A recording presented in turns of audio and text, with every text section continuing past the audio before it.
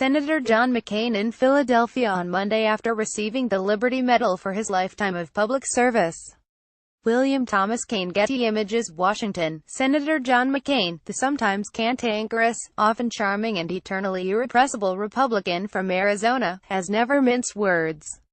But in the twilight of a long and storied career, as he fights a virulent form of brain cancer, the 81-year-old senator has found a new voice. In twin speeches, one in July, where he issued a call to bipartisanship in the Senate, and another in Philadelphia this past week, where he railed against half-baked, spurious nationalism, Mr. McCain has taken on both his colleagues and President Trump.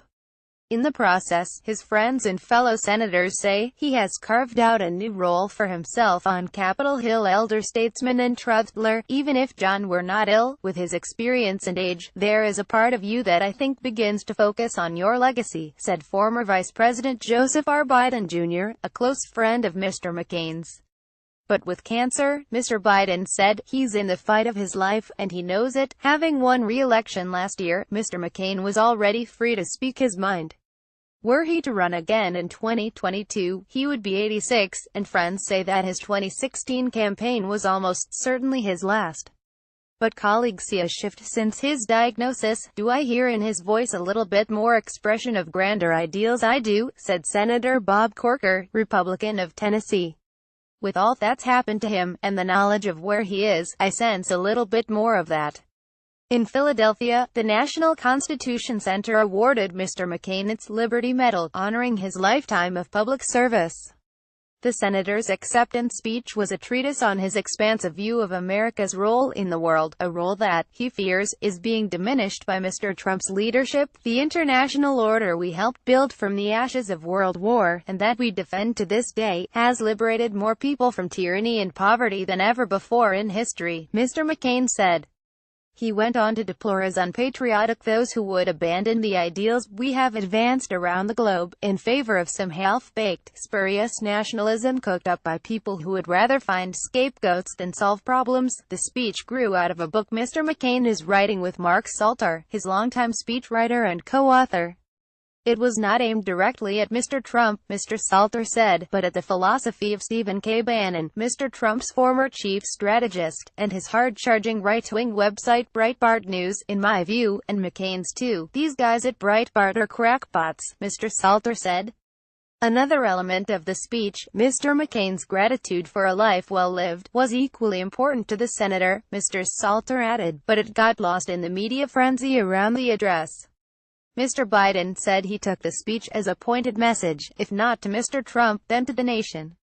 I think he was delivering a message to the country, to his colleagues and to any of the opinion makers that would listen, and that is, look, this is serious stuff. Our role in the world is not guaranteed. Democracy is not guaranteed. We know how to do this and, damn it, we'd better focus and know what's at stake. The president, though, took it personally. People have to be careful, because at some point, I fight back, Mr. Trump said in a radio interview with WMAL in Washington. I'm being nice. I'm being very, very nice. But at some point, I fight back, and it won't be pretty. To which Mr. McCain, a former Navy captain who was tortured during more than 5 years as a prisoner in Vietnam, shot back, I have faced tougher adversaries. Mr. Biden found the tit for tat laughable. The idea that Trump is going to intimidate John McCain, give me a break, he said. Mr. McCain, who was the Republican nominee for president in 2008, has never been a fan of Mr. Trump, who once derisively referred to the senator's time as a prisoner of war by saying, I like people who aren't captured. During the 2016 presidential campaign, Mr. McCain at first grudgingly supported Mr. Trump, and then revoked his endorsement after the release of an Access Hollywood tape in which Mr. Trump boasted that he had sexually assaulted women. John McCain in Vietnam in 1967. He said recently of President Trump, I have faced tougher adversaries. The New York Times now, there's not a relationship between the two men, said John Weaver, a Republican strategist who is close to Mr. McCain. It's not like they had one that got soured, or they had one that has not improved. There is not one. In a brief hallway conversation in a Capitol corridor this past week, Mr. McCain put it this way, I'm doing what I think is right for the country. I don't work for Donald Trump, and I don't work for his administration. He has turned his tongue on his colleagues as well. In July, in a dramatic return to Congress after surgery to remove a blood clot above his left eye, he delivered a harsh critique of the Senate as he called for Democrats and Republicans to work together. "We've been spinning our wheels on too many important issues, because we keep trying to find a way to win without help from across the aisle," Mr. McCain said. "That speech was the kind of speech one gives when they're leaving," said Senator Patrick J. Leahy, Democrat of Vermont, who has served for decades in the Senate with Mr. McCain. "I think in many ways it was a catharsis for him, and I think that he doesn't know how much longer he has. I hope he has a long, long time. But I think he's decided, I'm going to make every moment count." If Mr. McCain views himself as a guardian of the Senate as an institution, it is perhaps because he practically grew up in the chamber. In 1977, 4 years after his release from the Vietnamese prison known as the Hanoi Hilton, the Navy assigned Mr. McCain to be its Senate liaison.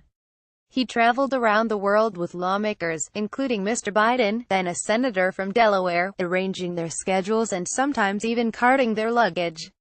He was elected in 1982 to the House and in 1986 to the Senate, where he now has the only job he ever wanted other than President, Chairman of the Senate Armed Services Committee.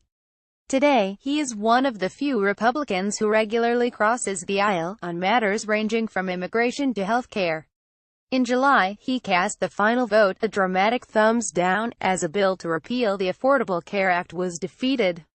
The reaction to his healthcare vote surprised him. Mr. Biden said how much impact it had in giving courage to others of his own party. Last week, Mr. McCain joined Senator Ben Cardin, Democrat of Maryland, in scolding the Trump administration for missing a deadline to impose sanctions on Russia, intended as punishment for Russia's tampering with the 2016 presidential election.